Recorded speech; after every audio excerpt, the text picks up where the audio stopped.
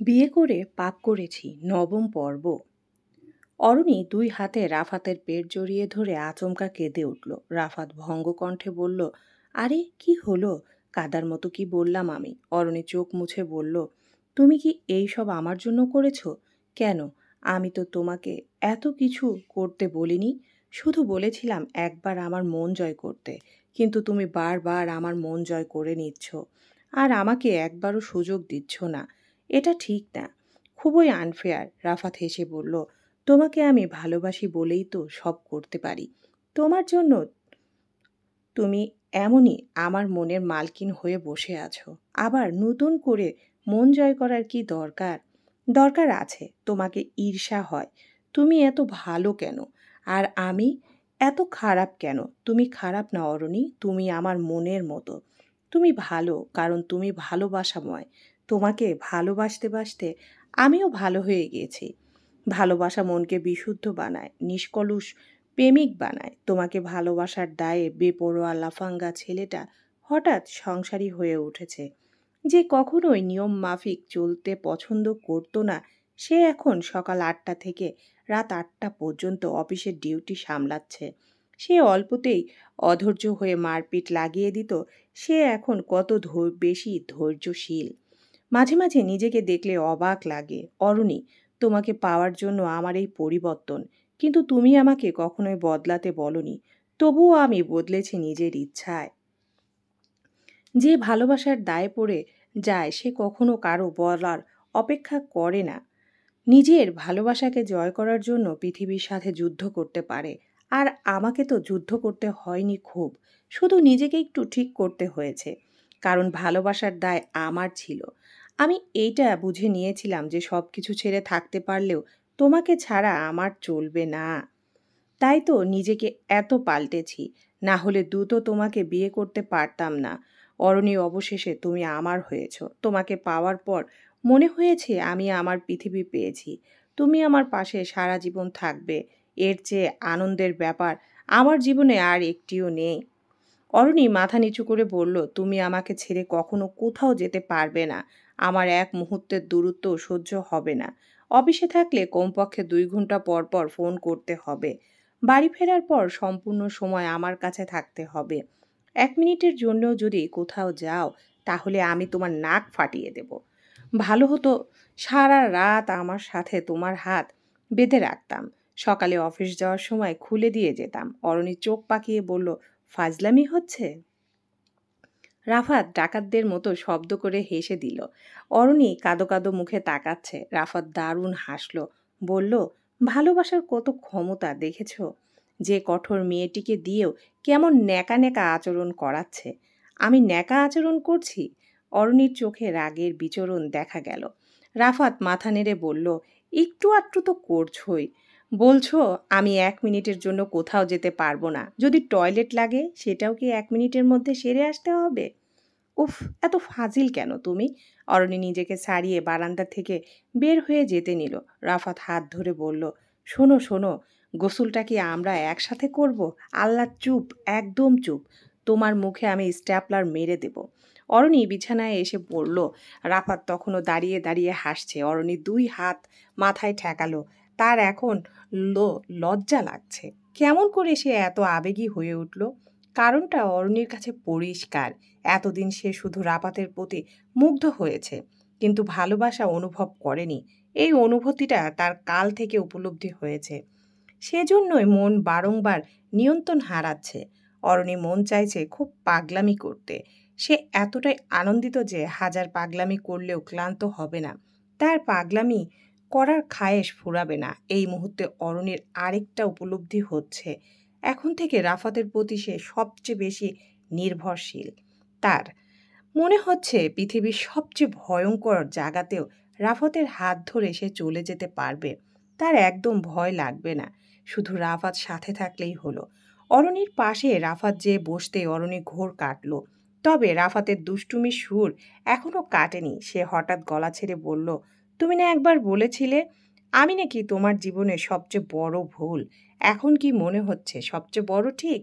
অরণি চোয়াল শক্ত করে উত্তর দিল, সবচেয়ে বড় মিথ্যুক তুমি। রাফাত জানতে চাইল, মিথ্যাটা কি বললাম?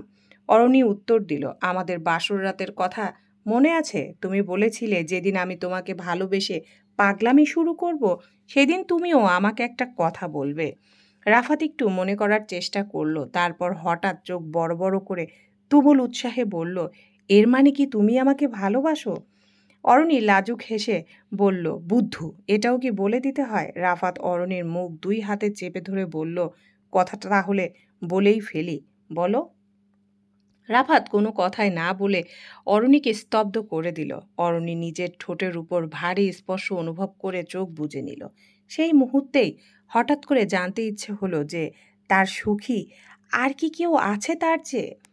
রাতে ঠিক হলো সবাই মিলে লুডো খেলবে। অনেক দিন একসাথে আড্ডা দেওয়া হয় না। লুডো খেলার মাধ্যমে সুন্দর সময় কাটবে।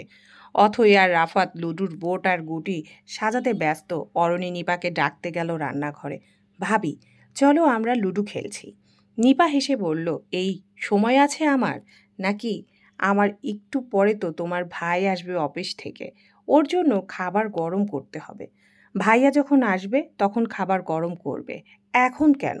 এখন আমাদের সাথে খেলো। এখন আমাকে থালা বাসন ধুতে হবে অরুণী, যাও তোমরা খেলো। শারমিন তখনই রান্নাঘরে ছিলেন।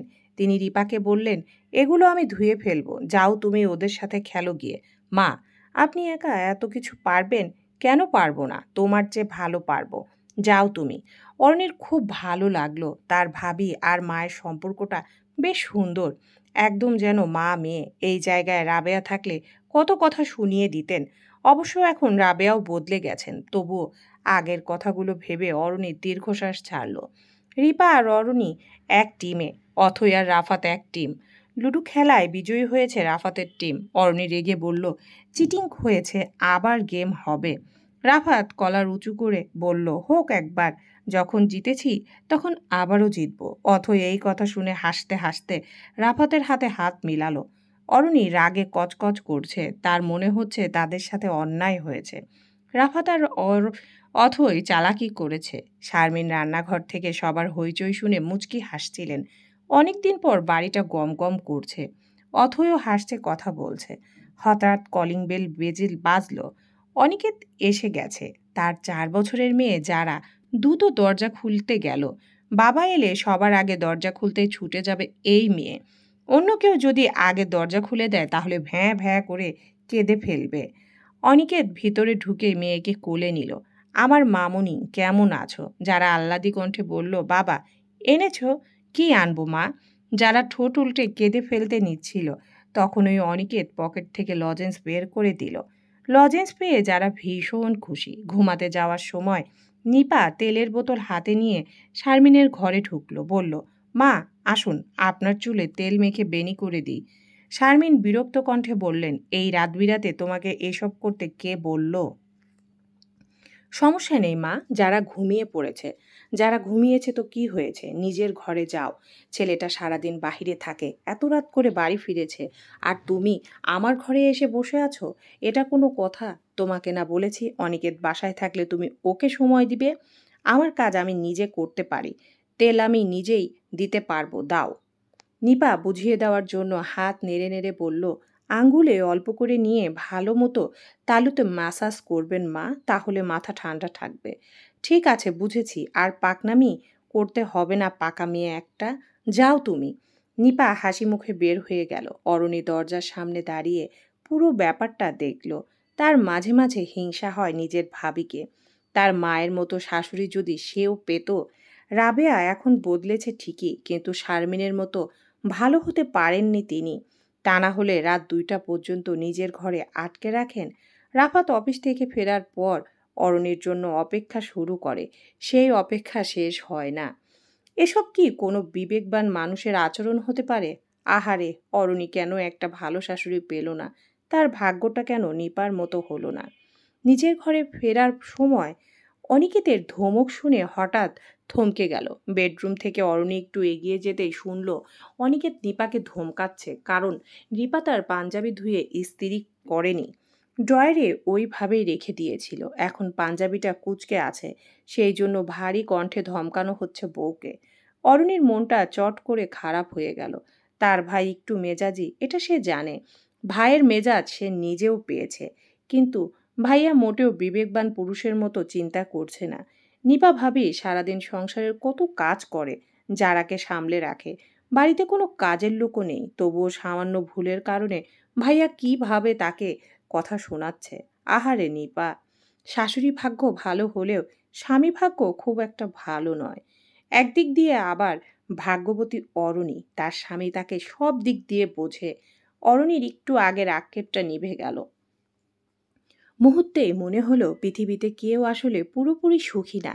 কোনো একদিক দিয়ে সবারই ঝামেলা থাকে, অপূর্ণতায় পরিপূর্ণতাও থাকে।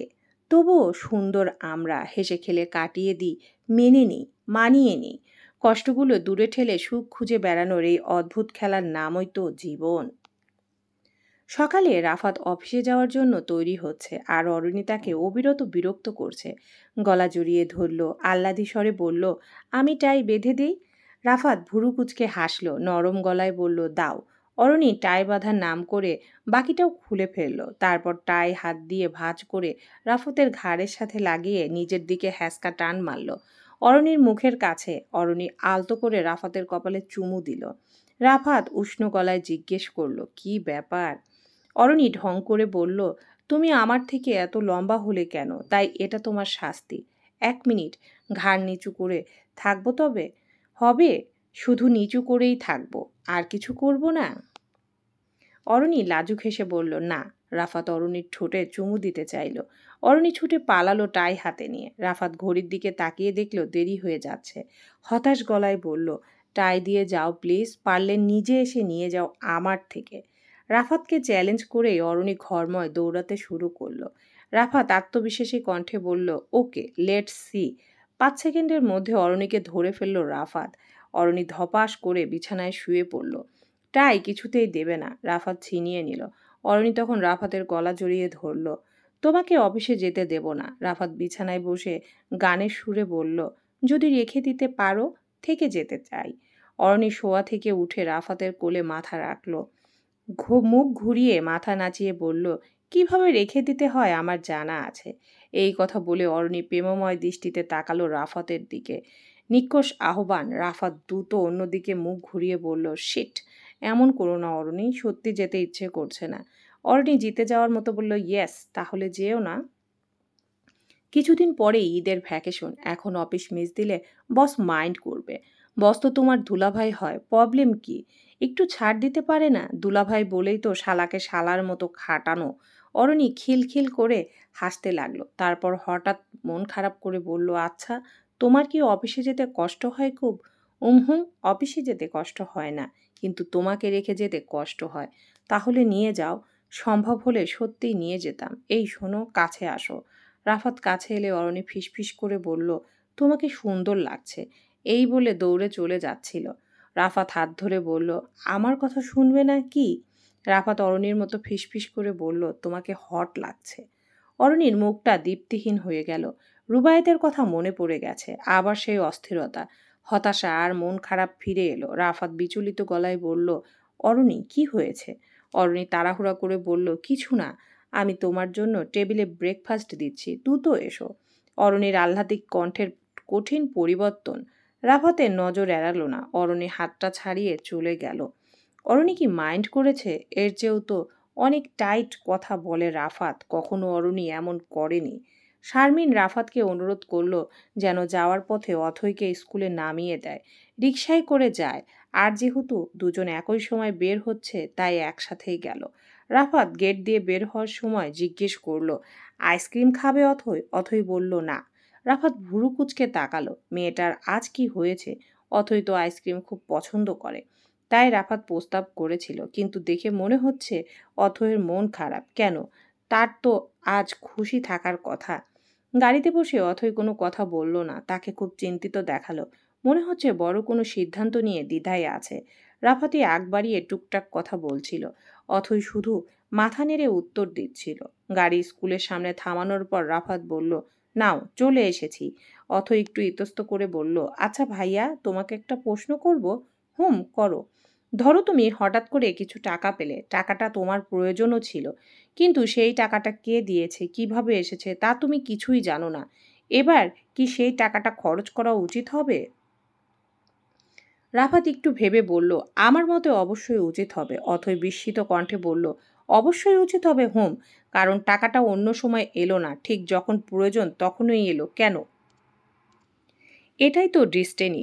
আল্লাহ চায় আমি যাতে আমার প্রয়োজনটা পূরণ করতে পারি, সেই জন্য ব্যবস্থা করে দিয়েছেন। কিন্তু এটা তো একটা রহস্যের মতো। প্রয়োজনের সময় রহস্য খুঁজতে হয় না, শুধু প্রয়োজন মেটাতে হয়। রহস্য নিয়ে পড়েও চিন্তা করা যাবে। ঠিক বলেছি না? হুম, ঠিক। ওকে, এবার তাহলে আসি। বাই। বাই। অথই গাড়ি থেকে নামলো। রাফাত ইশারায় তাকে বিদায় জানিয়ে উল্টো দিকে গাড়ি ঘোরালো। অথই মিষ্টি করে হাসলো। আজ সকালে সে ড্রয়ারে চকচকে দুটো ১,০০০ টাকার নোট পেয়েছে। তখনই সন্দেহ হয়েছিল যে টাকাটা রাফাত ভাইয়া রেখেছে কিনা। এখন রাফাতের সাথে কথা বলে সে পুরোপুরি নিশ্চিত হলো। অথই কাল পর্যন্ত এই নিয়ে অনেক দুশ্চিন্তায় ছিল, কিন্তু এখন তার কিছুটা হালকা লাগছে। কাজটা কি ঠিক? এভাবে মিথ্যা বলার জন্য তার কি জঘন্য পাপ হচ্ছে না? অরণি বিচলিত বোধ করছে। মাকে কিছু জানানোর সাহস এখনো হয়নি। রাফাতকে ফোন করে বলবে কিনা সেটাও বুঝতে পারছে না। ফোনে অবশ্য কথাটা বুঝিয়ে বলা সম্ভব না। অফিস থেকে ফিরে এলে বলতে হবে। অরণির অপেক্ষা করছে রাফাত কখন অফিস থেকে ফিরবে। রাত ৯টায় ফিরল রাফাত। সে এসে থেকে লক্ষ্য করেছে অরণি খুব নিশ্চুপ হয়ে ঘুরছে। সকালের ব্যাপারটা কি সে এখনো মনে রেখেছে? আজ ফোনে কিভাবে যেন কথা বলছিল মেয়েটা। রাফাত তাকে কিছু জিজ্ঞেস করলো না। আগে গোসল করে নিল। ড্রেসিং টেবিলে দাঁড়িয়ে ভেজা চুলগুলো সেট করছিল। তখন অরণি এসে বলল, তোমার সাথে আমার জরুরি কথা আছে। রাফাত উষ্ণ আলিঙ্গনে জড়িয়ে ধরল অরণির কোমর। কাছে টেনে বলল, সরি সরি। কেন? সকালে তোমার মন খারাপ ছিল, আমি খেয়াল করেছি। বলো তো, কেন রাগ করেছিলে? অরণির মনে পড়ল সকালের ঘটনাটা। সারাদিন এত ঝামেলার মধ্যে ব্যাপারটা বেমালুম ভুলেই গিয়েছিল, অথচ রাফাত এখনো মনে করে রেখেছে। অরণি মৃদু হাসি দিয়ে বলল, তেমন কিছু না। তেমন কিছু না হলে তুমি এত ডিস্টার্ব কেন? এটা অন্য একটা ব্যাপার। কি ব্যাপার শুনি? রাফাত ব্যাপার শোনার জন্য বিছানায় এসে বসলো। অরণি অস্থির চিত্রে বলতে লাগলো, গতকাল অথই স্কুলে যায়নি। আজ তোমার সাথে বের হয়ে যাওয়ার পর মা আমাকে ওর ব্যাপারে অনেক কথাই বলেছে। মেয়েটার পড়াশোনায় মনোযোগ নেই, সারা রাত নাকি জেগে থাকে। সকাল হলেই ঘুমাতে যায়, স্কুল মিস করে, ফেল করেছে, হাফ ইয়ারলিতে ফেলও করেছে। মায়ের কথা শোনে না, সারাক্ষণ শুধু টাকা আর টাকা লাগবে। আমি এইখানে আসার পরেও আমার কাছে ২,০০০ টাকা চেয়েছে। এত টাকা দিয়েও কি করে বলো তো? বাচ্চা একটা মেয়ে। রাফাত খুব সহজ ভঙ্গিতেই বলল, এই ব্যাপার? আচ্ছা, এই জন্য এত অস্থির হওয়ার কিছুই নেই। ওর বয়সটাই এমনি, একটু বুঝিয়ে বললে ঠিক হয়ে যাবে। অরণি চোখ রাঙিয়ে বলল, তোমার মাথা। আগে আমাকে পুরোটা বলতে দাও। সরি, বলো। অরণি বিছানায় বসে পড়ল। মায়ের থেকে এসব শোনার পর আমার একটু সন্দেহ হয়। অথই আগে কখনো এমন ছিল না। ও এত ভালো স্টুডেন্ট, ফেল করার প্রশ্নই আসে না। হুট করে ওর স্বভাবের এই পরিবর্তন আমার ভালো ঠেকছিল না। সেজন্য আমি কি করলাম জানো? কি করেছো? অথয়ের মোবাইল সিস্ট করেছি। আচ্ছা, তারপর? সবচেয়ে বেশি অবাক হয়েছি কিসে জানো? ও মোবাইলটা স্কুলে যাওয়ার আগে এমন জায়গায় লুকিয়ে যায় যেন কারো পক্ষে পাওয়া সম্ভব না হয়। তাহলে তুমি কিভাবে পেলে? আমি পেয়েছি বুদ্ধি করে। অথয়ের পড়ার টেবিল ও ওয়ার্ডরোব সব কিছুর একটা এক্সট্রা করে চাবি অনেক দিন আগে আমি বানিয়ে রেখেছিলাম। যদি হারিয়ে যায় তাহলে ডুপ্লিকেটটা কাজে লাগবে সেই আশায়। অথই তার মোবাইল পড়ার টেবিলের ড্রয়ারে তালা মেরে রেখে যায়, অথচ ওইটা তালা মারার কোনো জায়গা না। খাতা কলম নিশ্চয়ই কেউ তালা মেরে রাখে না, তাই ওই ওয়ার্ডরোবের তালা ভেঙে দেখে আমার সন্দেহ হয়েছে। আমি ডুপ্লিকেট চাবি দিয়ে তালা খুলে অথয়ের মোবাইল পেয়েছি। তখন রীতিমতো অবাক হলাম। তার মোবাইলে কি এমন আছে যে এত সিকিউরিটি দিয়ে রাখতে হবে? রাফাত একটু হেসে বলল, বাহ, আমার বউয়ের তো অনেক বুদ্ধি। অরণি রেগে তার আফাতের দিকে হাতে চিমটি কাটলো। ফাজলামা করবা না, আমার কথা শোনো চুপচাপ। আচ্ছা বলো, ওর ফোনে কিন্তু পিনকোড দেওয়া, তাও তালা মেরে গেছে। এটা আরো অদ্ভুত ব্যাপার। একটু পরে একটা গ্রামীণ নাম্বার থেকে ফোন এলো। এর আগেও ওই নাম্বার থেকে কল এসেছে, অনেকবার মিস কল ওঠা ছিল। কে অথইকে এতবার ফোন দেয়? আমি ফোনটা ধরলাম, কিন্তু নিজের পরিচয় বললাম না। অথয়ের মতো কণ্ঠ করে কথা বললাম। প্রথমে হ্যালো বললাম, দেখি একটা ছেলে। ছেলেটা বলল, কি সমস্যা? এতক্ষণ ধরে ফোন দিচ্ছি, ধরো না কেন? আমি বলছি, মা পাশে ছিল। এখন বলো। তখন ছেলেটা বলল, টাকা পাঠানোর জন্য থ্যাঙ্কস। আমি তো অবাক, কিসের টাকা? এটা জিজ্ঞেস করলাম না, তাহলে ধরা পড়ে যাব। আমি বুদ্ধি করে জানার জন্য বললাম, কত টাকা পেয়েছো? তখন ছেলেটা উত্তর দিল, তুমি যত পাঠিয়েছো ততই, ২,০০০ টাকা। আমি বলেছিলাম না ৫,০০০ টাকা দিতে, বাকি ৩,০০০ কবে দেবে? রাফাত এত কিছু শুনে হকচকিয়ে বলল, কিন্তু ছেলেটা কে? সেটা তো আমিও জানি না। এত ঘটনা জেনে আমার হাত পা কাঁপতে লাগছিল। কিন্তু ছেলেটা আমার কণ্ঠ শুনে বুঝতে পারেনি যে আমি অথই না। তারপর আমি ফোন রেখে দিলাম। অথই বাড়ি ফেরার পর ওকে জেরা করা শুরু করলাম। কিছুতেই মুখ খুলতে চাইছিল না। আমি মোবাইল ভেঙে ফেলার হুমকি দিলাম। তারপর মুখ থেকে বের হলো কথা। কি কথা বের হলো? ছেলেটার সাথে ওর রং নাম্বারে পরিচয়, তারপর হোয়াটসঅ্যাপে ফেসবুকে অ্যাড হয়েছে। ওদের রিলেশন চলছে আমার বিয়ের আগে থেকে। আর এই পর্যন্ত ওই ছেলেকে মোট ১৫,০০০ টাকা দিয়েছে। বলো কি হুম? কিন্তু আমি ভাবছি ও এত টাকা কোথায় পেল? আর এত বোকা ও কখনোই ছিল না। তাহলে এবার কি করে এত বড় বোকামি করেছে? এই জন্যই কাল আমার কাছে ২,০০০ টাকা চেয়েছিল সে। আমি তো দিইনি। ও তাহলে কোথায় পেল টাকাটা? রাফাত অপরাধীর মতো বলল, আমি দিয়েছিলাম। অরণি কড়া দৃষ্টিতে তাকালো। কে বলেছে তোমাকে এই বাড়াবাড়িটা করতে? আমাকে জিজ্ঞেস না করে তুমি টাকাটা কিভাবে দিলে? আমি কি জানতাম নাকি ওই ছেলের ওর থেকে কি বলে টাকা নেয়? আর ওই ছেলে ভীষণ চালাক, এমন ইমোশনালি ব্ল্যাকমেইল করেছে যে আমার ওই অবাক লাগছিল। দাঁড়াও, তোমাকে ওদের চ্যাটিংগুলো দেখাই। অরণি উঠে গিয়ে ড্রেসিং টেবিলের ড্রয়ার থেকে অথয়ের মোবাইল বের করে আনলো। রাফাত চ্যাটিংগুলো প্রথম থেকে পড়তে শুরু করলো। অনেক চ্যাটিং, পড়তে অনেক সময়ের ব্যাপার। অরণি যেগুলোতে দাগ দিয়ে রেখেছে সেগুলোই রাফাতকে দেখতে বলল। রাফাত এসব দেখে যতটুকু বুঝলো ছেলেটা বিরাট ধাপ্পাবাজ, তাই অথয়ের মতো বুদ্ধিমতী মেয়েকেও পটিয়ে ফেলেছে। তাছাড়া ওর বয়সটাই তো তেমন, আবেগের তাড়নায় মানুষ অনেক ভুল করে। অথই তেমন ভুল করেনি, শুধু টাকাই দিয়েছে। ওর জায়গায় অন্য কোনো মেয়ে হলে আরও বড় দুর্ঘটনা ঘটে যেত, কারণ ছেলের উদ্দেশ্য ভালো ছিল না। অথইকে অনেকবার আকারে ইঙ্গিতে প্রস্তাব দিয়েছে, দেখা করার কথা বলেছে। অথই একবারও রাজি হয়নি। কিন্তু অথয়ের জায়গায় অন্য কেউ হলে দেখা সাক্ষাৎ করে বিরাট কাণ্ড ঘটিয়ে ফেলত। রাফাত দীর্ঘ নিঃশ্বাস ছেড়ে বলল, আন্টি জানে এসব? তুমি মাকে আন্টি কেন বলো? প্রথম দিন আন্টি ডেকেছিলাম, তখন তো আর বুঝিনি তোমার সাথে এত দ্রুত বিয়ে হয়ে যাবে। এখন অভ্যাসটা বদলাতে পারছি না। অন্য সময় হলে অরুণী এই কথা শুনে হেসে ফেলতো, কিন্তু এই মুহূর্তে হাসি আসছে না। চিন্তিত কণ্ঠে বলল, মাকে আমি কিছুই বলিনি। মা এসব শুনলে অথৈকে মেরেই ফেলবে। মারাটা ঠিক হবে না। ওকে এই ব্যাপারটা সুন্দর করে বোঝানো উচিত। কিভাবে বোঝাবো? ও যে বুঝতেই চাইছে না। আমাদের মুখের কথা ও বুঝতে চাইবে না, এটাই স্বাভাবিক। ওকে প্রমাণ সহ বোঝাতে হবে।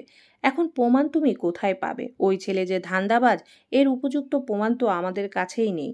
তাই প্রমাণ তৈরি করতে হবে। কিভাবে? অরণি সাধুবাদ দিয়ে জানিয়ে বলল, বাহ, তুমি তো গোয়েন্দা বিভাগে জয়েন করছো না কেন? এত বুদ্ধি তোমার? রাফাত তার বিখ্যাত ডাকাতি হাসি দিয়েও হাসল। রুমা ছোট চাচির রুমে ঢুকে গম্ভীর কণ্ঠে বলল, আমার শাড়ি কোথায়? আশা থতমত খেলেন। ইদানিং মেয়েটার মেজাজ খুব খারাপ থাকে। তার সাথে কেউ ভনিতা করে কথা বলতে পারে না। সোজা সাপটা জবাব দিতে হয়, না হলে চিৎকার করে বাড়ি মাথায় তুলে ফেলে। সকলের ধারণা বারবার বিয়ে ভাঙার কষ্ট সইতে না পেরে রুমার মাথা খারাপ হয়ে গেছে।